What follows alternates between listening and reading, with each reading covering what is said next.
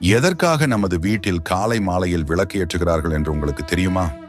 தீபம் ஒரு அறியாமை என்ற இருளை போக்கி ஆன்மாவை அருள் என்ற ஆற்றலுடன் நிரப்புகிறது. தீபத்தின் 3 தேவைகள் துர்கை, சரஸ்வதி, லட்சுமி ஆகிய சக்திகள் ஒன்றாக சேர்ந்ததால் வீட்டில் ஒளி மூலம் முன்னேற்றத்தை பெற்றுத் தருகிறது. தினமும் தீபம் ஏற்றி பூஜை செய்வதால் மனக்குழப்பங்களை தணிக்க முடியும். அதேபோல் உள்ளத்தின் இருளையும் மறைத்து வாழ்வில் உயர்வு தருகிறது. தீய சிந்தனைகள், கவலை மற்றும் துன்பங்களை தடுக்கும் சக்தியாக விளக்கு செயல்படுகிறது. இதற்காக முன்னோர் பெண்களை வீடுகளில் காலை மற்றும் மாலை நேரங்களில் கட்டாயம் விளக்கேற்றச் செய்வதை பழக்கமாக வைத்துள்ளனர். இதனால் லட்சுமி தேவி வீட்டில் வாசம் செய்வதாக ஒரு ஐதீகம் உள்ளது. பொதுவாக விளக்கேற்றுவது பெண்களே செய்வார்கள். ஆனால் சில விசேஷமான சூழ்நிலைகளில் ஆண்களும் செய்யலாம். சூரிய உதயமும் மறைவும் நேரங்களில் இறை சக்தி அதிகமாக இருக்கும். அதனால் 2 வேளைகளிலும் விளக்கு ஏற்றுவது